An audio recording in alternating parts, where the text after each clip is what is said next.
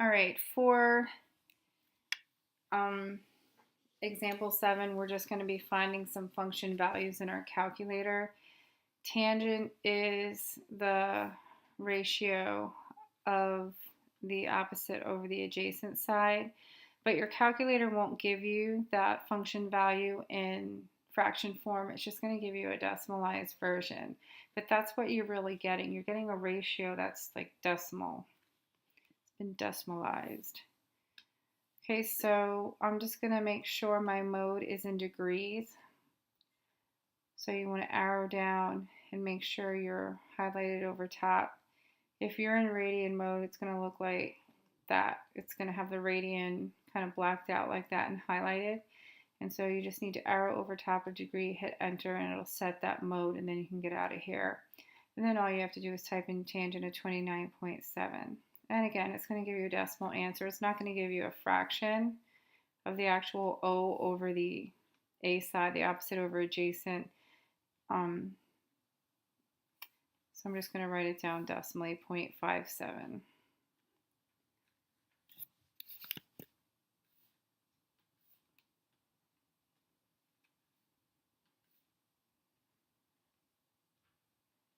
All right, secant of 48, I do not have a secant button. Secant is the reciprocal of cosine, and it's the h over the a is what you would be getting, but you're getting it decimal style. You don't have that secant button, so what you're going to do is you're going to borrow his reciprocal buddy, and you're going to find cosine of 48 instead, and then you're going to flip that fraction. And then the way that we flip our fractions is we're just going to put it under a 1, and that'll end up flipping it. And of course,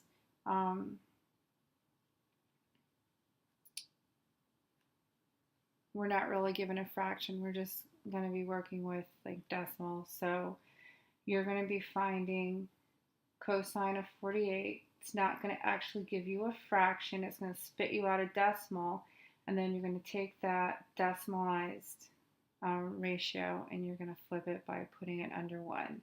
So cosine of 48 gives you the function value in decimal form of cosine, and then you kind of flip it by putting it under a 1. And so I'm going to take 1 divided by cosine of 48, and then that's my answer, 1.49. And I don't care where you really round to.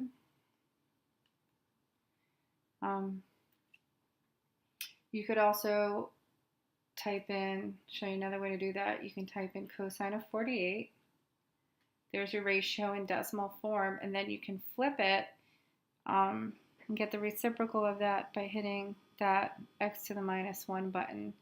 And that basically flips or finds you the reciprocal. Like if that were a fraction, it would flip it for you, and that's what you would get. All right.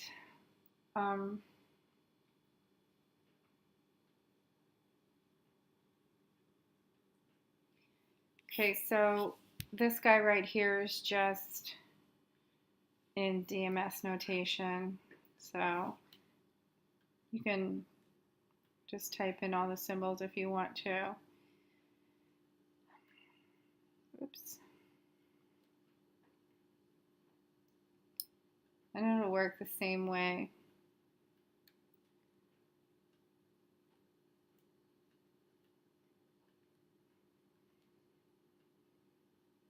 And then you can just hit enter and you get your answer.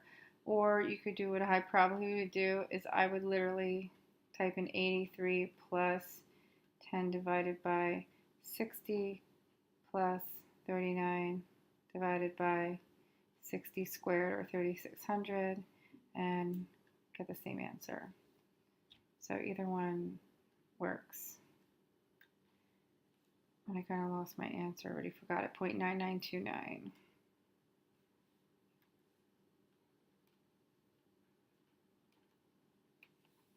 All right, last thing here is we are going to find an angle given a ratio. So up top we were given the angle and then we found the function value, but now we're given the function value and we're going to go backwards and find the angle. And then to do that, you use your inverse sine, cosine, and tangent buttons above regular sine, cosine, and tangent. And so all I need to do is literally take that decimal and inverse cosine it. It tells my calculator, give me the angle that gives you that ratio.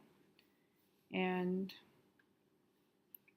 I hit second, then cosine, type in 0.6879. Hit enter, and it's 46.5 degrees.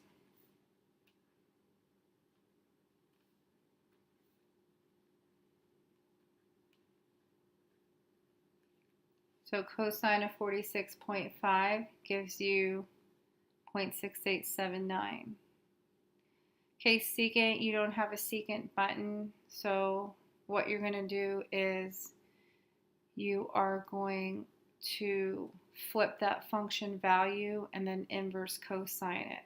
So you're going to flip that function value first by putting it under a 1, then you're going to inverse it. So I have my fraction, I'm going to flip it,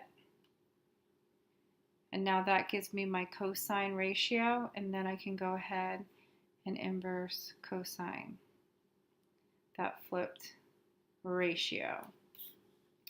And so I just do second cosine 1 divided by 1.279, and I get 38.567.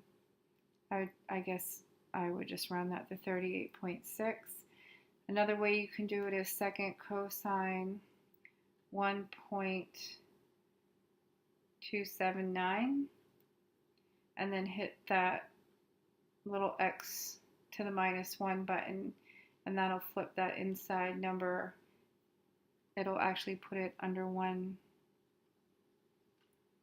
and you get the same thing. So either way is fine.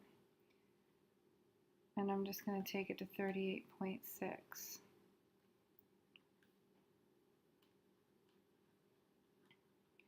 Okay, and then finally we have one last problem. There's nothing special about this. You're just going to do inverse tangent of 0.2226. And that's going to tell you the angle that gives you that function value. So second tangent of 0.2226, enter, and you get 12.5. And that's it.